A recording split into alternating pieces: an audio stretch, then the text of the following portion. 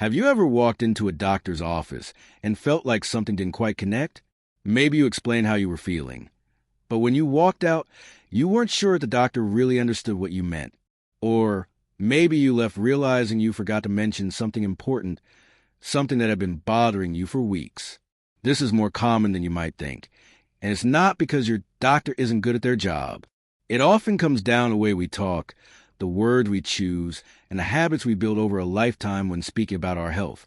Many older adults don't realize that the way they speak during a medical appointment can actually shape the care they receive.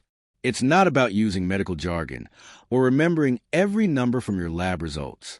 What really matters are the everyday communication habits that either help your doctor see the full picture or keep them guessing. And when it comes to your health, guessing is never a good thing. Doctors can only work with the information you give them. If it's vague, incomplete, or soften the sound less important. Even the best physician in the world might miss something crucial. This isn't about blame. Most of these habits come from a good place. Being polite, not wanting to complain, or thinking it's just part of getting older. But the truth is, these small patterns in the way we talk can lead to big consequences. You could miss out on treatment options, delay a diagnosis, or leave without fully understanding what your next step should be. And that's not something any of us want. One of the most common habits that gets in the way of good care is minimizing or downplaying symptoms. I've seen this over and over with people who've lived their whole lives trying to be tough. Maybe you've heard a friend say something like, "It's nothing, just a little ache here and there," or "I don't want to bother the doctor with this." On the surface, that sounds polite, even strong, but inside a medical appointment, those words can hide something serious. I once knew a woman named Clara in her late 70s who had been dealing with shortness of breath for weeks. She brushed it off as being a little out of shape and only mentioned it casually during her checkup. Her doctor, thankfully, caught on and asked more questions, which led to tests that revealed she was in the early stages of heart failure. Because she finally spoke up, they caught it early enough to manage it. But Clara admitted to me later that she almost didn't say anything. She thought it was just old age catching up with her. Imagine how different things could have been if she had kept quiet a little longer. The truth is, what feels minor to you could be major to your doctor. They don't see your day-to-day struggles, so they rely entirely on your words to paint the picture. If you soften it, if you say it's no big deal, they'll assume it's not urgent, and that can cost precious time. Think about it this way. If you had a puzzle with missing pieces, could you really see the full picture? That's exactly what happens when you leave out details or minimize what you feel. So the next time you notice pain that lingers, sleep that keeps getting interrupted, or fatigue that just doesn't make sense, speak it exactly as it is. Don't try to make it sound smaller than it feels. Say how long it's been going on. Say how often it shows up. Say how much it's affecting your daily life. This isn't complaining. It's not weakness. It's giving your doctor the tools they need to do their job. Another subtle but common trap is using vague language. Many people walk into appointments and say things like, "I just don't feel right," or "I've been tired lately." Those words might mean a lot to you because you're living with a feeling every day, but to your doctor, they don't provide enough clues. It's like telling a mechanic, "My car makes a sound." They'll need to know what kind of sound, when it happens, how often it happens, and what seems to trigger it. Otherwise, they're left making guesses. And with your health, the fewer guesses the better. I remember a man named James in his early 80s who told his doctor he felt weak. That's all he said. The doctor tried to ask follow-up questions, but James couldn't remember if it was worse in the morning or evening, if it was constant or came and went. He just felt weak. A few weeks later, when his condition worsened, more tests revealed he had a vitamin deficiency and anemia, something that could have been caught much sooner if he had given more detail.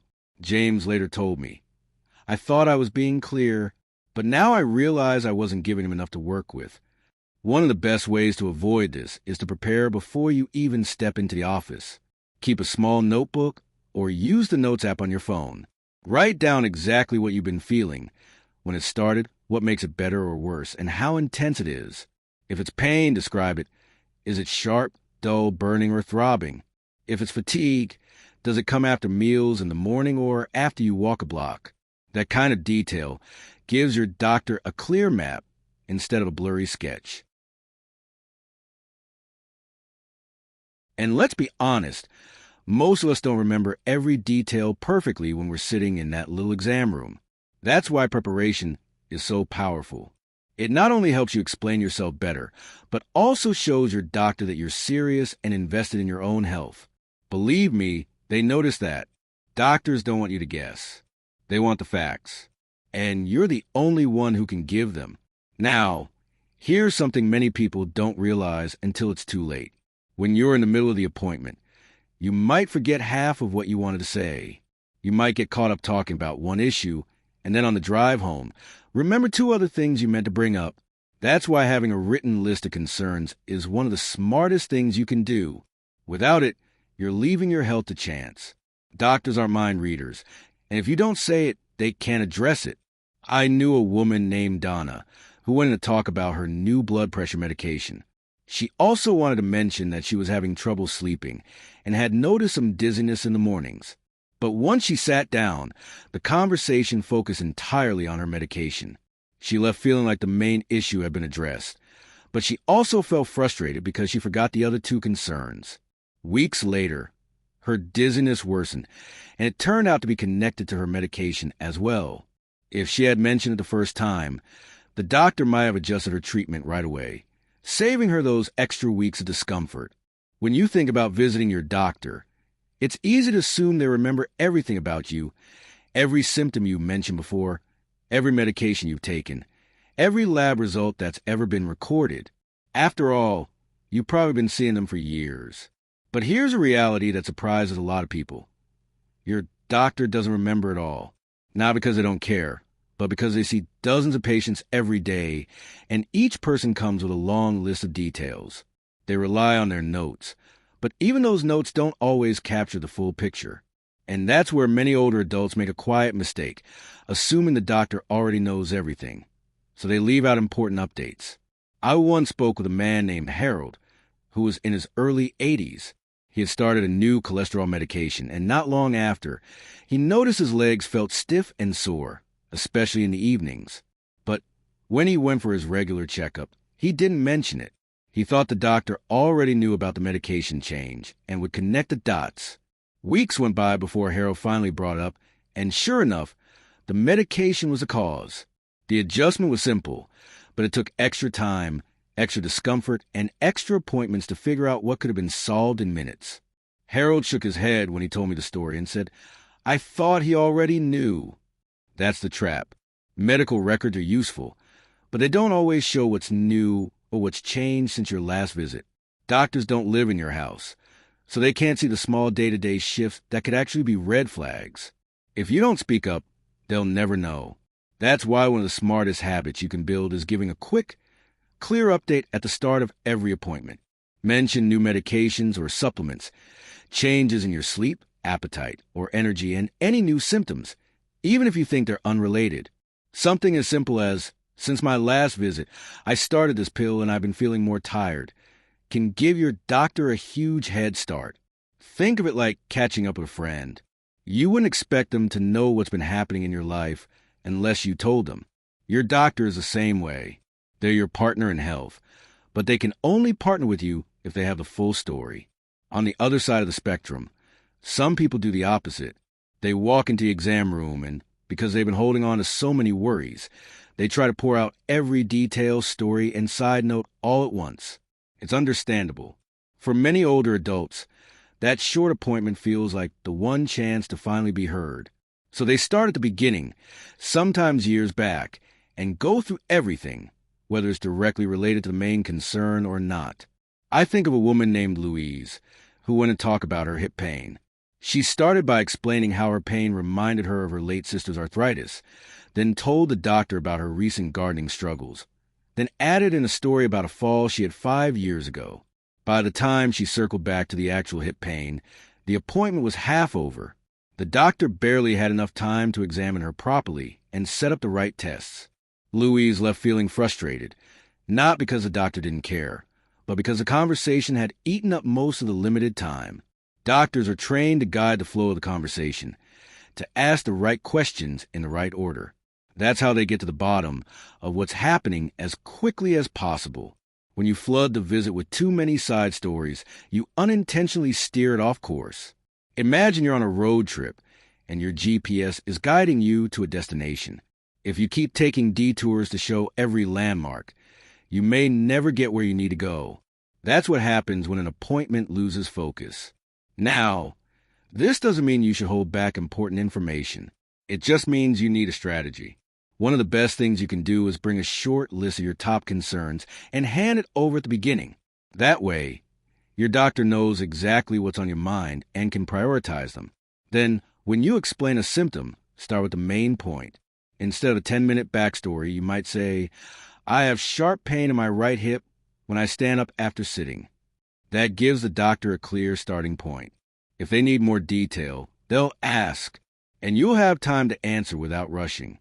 This back-and-forth approach works much better than trying to unload everything at once. It respects the doctor's process while still making sure your voice is heard.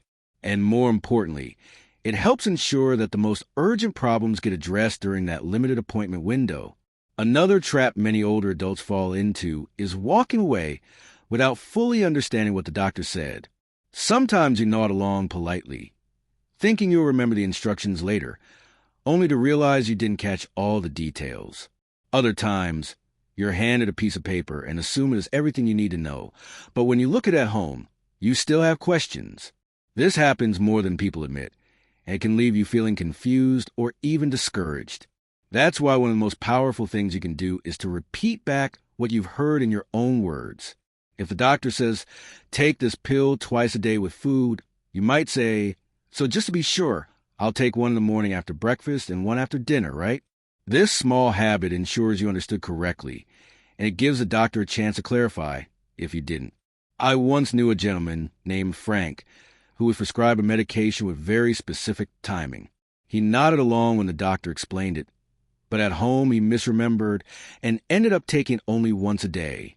Weeks later, he was frustrated that his condition wasn't improving. When the doctor asked, Frank realized the misunderstanding. He told me afterward, if I had just repeated it back to him, I would have saved myself weeks of trouble. Doctors don't mind when you double-check. In fact, they appreciate it. It shows you're paying attention and committed to following through. And it saves both of you. Have you ever walked out of a doctor's appointment feeling like you only got half of what you needed? Maybe you still had questions. Maybe you weren't sure about the instructions. Or maybe you felt like the whole visit slipped by without covering what really mattered. That feeling isn't just frustrating. It can be dangerous. And what's surprising is that most of the time, it doesn't come from a bad doctor or poor medical care. It comes from small patterns in the way we, as patients, communicate. By now, you've seen how habits like downplaying symptoms, using vague language, skipping written lists, or assuming the doctor remembers everything can quietly harm the quality of care we receive. But there's one more piece of this puzzle that often gets overlooked, and it's something even thoughtful, careful patients fall into.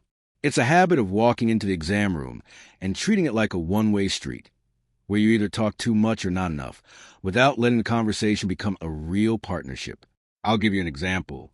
A woman named Patricia once told me about an appointment she had for ongoing stomach pain.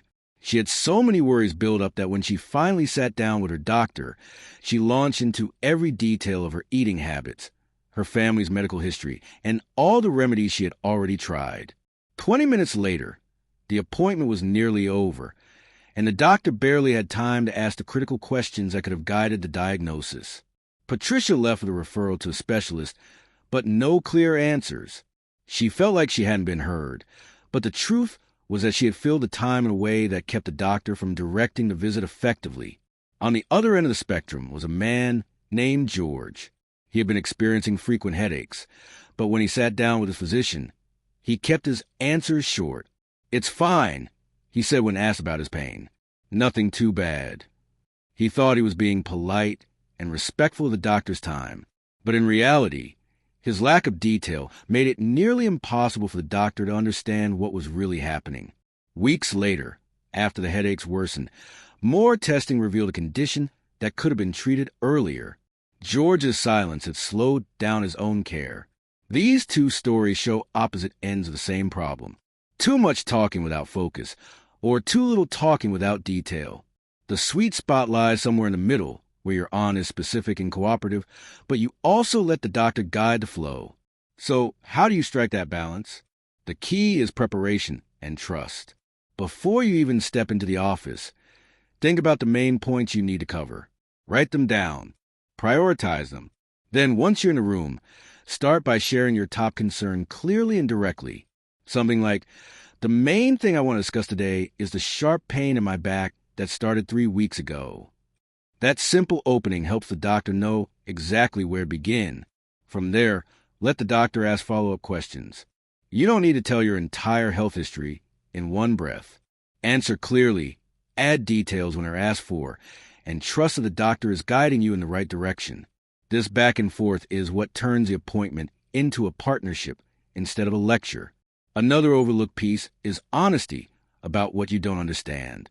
Too many times, patients nod along politely, even when they're confused by medical terms or instructions.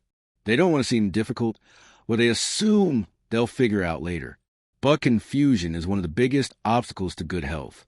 If you leave without clarity, you're left guessing at home.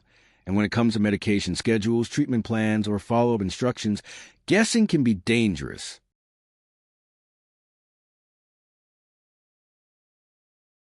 A simple solution is to pause and say, "Can you explain that in simpler terms?" Or, "Can you show me exactly how to do this?" Doctors are used to these questions, and the good ones actually appreciate them. It means you're invested in your care. To double-check, repeat instructions back in your own words. So just to make sure I've got it, I take one pill in the morning with food and another at night before bed, correct? That repetition not only confirms you heard it right, but it also locks the information into your memory. I remember a man named Sam who had been prescribed a new medication. The doctor explained the dosage, but Sam was distracted and didn't ask for clarification. He left thinking he needed to take it once a day, when in fact it was supposed to be twice. A month later, he returned, frustrated that the medicine wasn't working.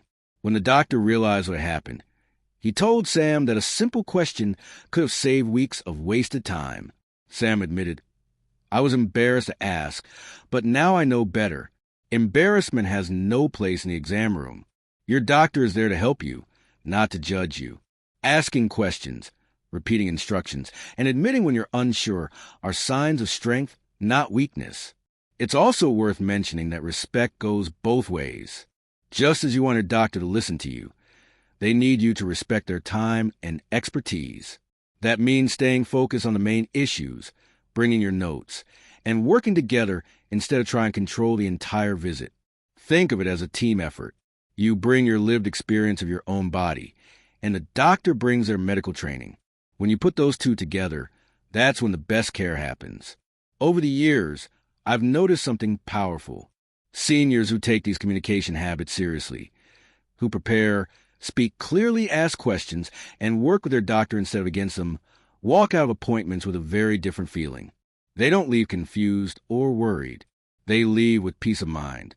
They know what to do next. They feel respected.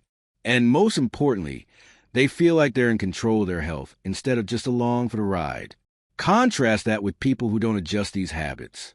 They often leave with doubts, with frustration, or with unanswered questions that linger in the back of their minds.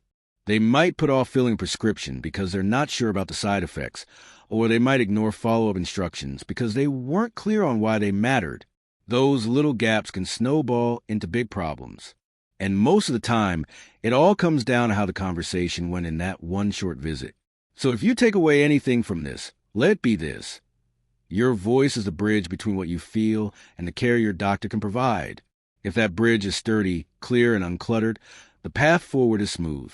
If it's shaky, vague, or overloaded, the journey slows down or gets stuck. You don't need medical school training to make that bridge strong. You just need the willingness to speak with honesty, clarity, and focus. Picture yourself at your next appointment. Instead of sitting quietly or rambling nervously, you pull out your short list of concerns. You share the top one right away. You describe your symptoms with specific details, how long they've lasted, what makes them better or worse, and how they affect your daily life.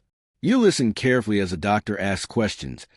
You repeat back what you've heard, and you leave with a clear plan. That's the kind of appointment that doesn't just solve problems. It builds trust, and trust is the foundation of good health care. I've seen seniors who once dreaded going to the doctor completely change their experience by making these small adjustments. One man told me, "I used to feel invisible at my appointments. Now I feel like I'm finally being heard." Another woman said, "For the first time in years, I walked out knowing exactly what I need to do, and that gave me peace I can't even explain." These transformations didn't come from switching doctors or changing hospitals. They came from learning to use their voice differently. And you can do the same. Your health is too important to leave to chance. You deserve to be heard.